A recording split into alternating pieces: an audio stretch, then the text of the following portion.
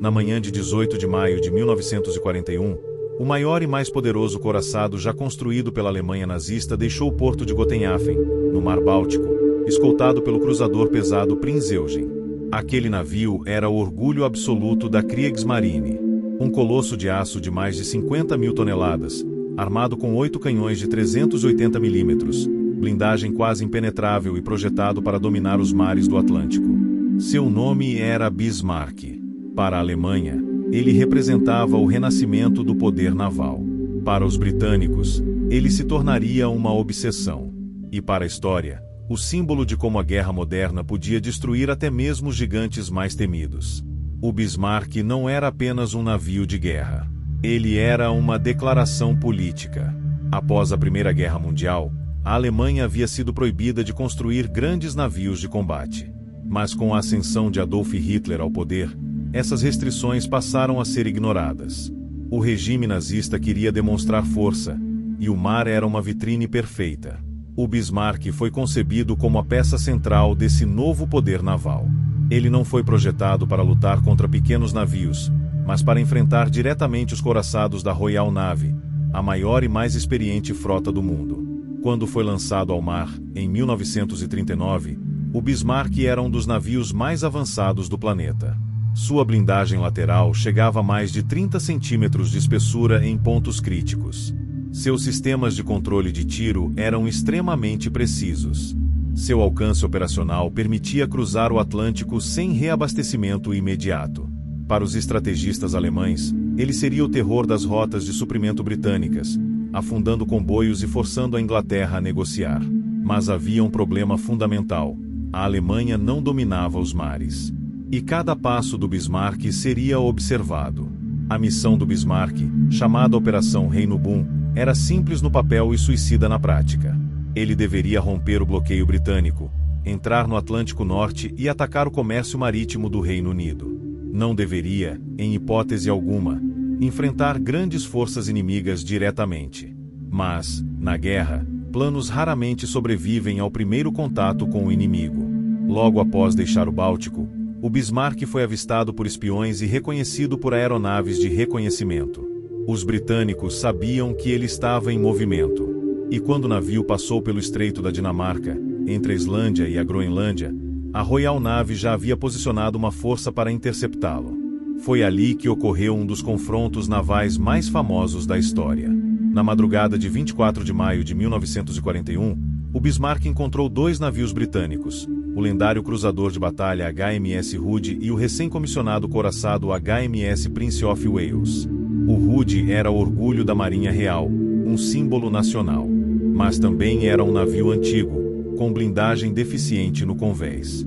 Quando o combate começou, às 5h52 da manhã, poucos imaginavam o que estava prestes a acontecer. O duelo foi curto, brutal, decisivo. Em poucos minutos, os canhões do Bismarck ajustaram o tiro. Um projétil de 380 milímetros atravessou o convés do Hood e detonou seu paiol de munição. A explosão foi tão violenta que o navio simplesmente se partiu ao meio. Em menos de 3 minutos, o HMS Hood desapareceu sob as ondas, levando consigo 1.415 homens. Apenas 3 sobreviveram. A notícia caiu como um choque devastador no Reino Unido. O afundamento do Hood foi mais do que uma derrota militar. Foi um trauma nacional. Winston Churchill, primeiro-ministro britânico, reagiu com uma ordem simples e absoluta: afundem o Bismarck. A partir daquele momento, a caça começou. Embora tivesse vencido o confronto, o Bismarck não saiu ileso. Durante a batalha, ele sofreu danos significativos. Um projétil britânico perfurou um tanque de combustível, causando vazamento de óleo. Isso reduziu drasticamente seu alcance e, pior ainda, deixou um rastro visível no oceano, uma trilha que poderia ser seguida. O capitão Ernest Lindemann e o almirante Gunther Lütjens enfrentaram uma decisão crítica: continuar a missão ou tentar retornar à França ocupada para reparos. Eles optaram por se dirigir ao porto de Brest.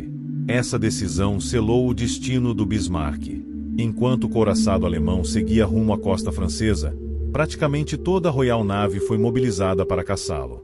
Porta-aviões, cruzadores, destroyers e couraçados varreram o Atlântico Norte. Aviões de reconhecimento decolaram incessantemente. O Bismarck se tornou o navio mais procurado do mundo. Por um breve momento, o Bismarck conseguiu escapar. Em meio a tempestades e falhas de comunicação, os britânicos perderam contato com ele. Houve comemoração silenciosa a bordo do navio alemão. Muitos acreditaram que haviam conseguido, mas a sorte não duraria. No dia 26 de maio, um avião de reconhecimento Catalina finalmente avistou o Bismarck. Ele estava a menos de 700 quilômetros da França. Faltava pouco, mas os britânicos ainda tinham uma última carta: o porta-aviões HMS Ark Royal. Naquela noite, biplanos torpedeiros Fire e Swordfish, aeronaves lentas, obsoletas e aparentemente inofensivas, decolaram para atacar o maior couraçado do mundo. Em condições climáticas terríveis, voando baixo sobre ondas gigantescas, eles lançaram seus torpedos. A maioria errou, mas um deles atingiu o ponto mais vulnerável possível, o leme do Bismarck. O impacto travou o sistema de direção. O leme ficou preso em um ângulo de 12 graus.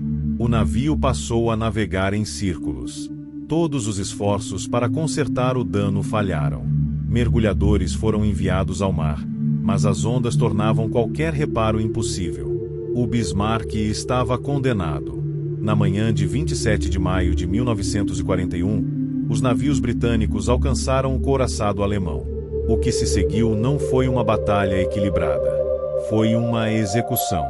Os couraçados HMS Rodney e HMS King George V abriram fogo a curta distância. Durante mais de uma hora, o Bismarck foi atingido repetidamente. Seus canhões principais foram destruídos um a um. Suas torres ficaram silenciosas. O convés se transformou em um inferno de aço retorcido, fogo e corpos. Ainda assim, o navio se recusava a afundar.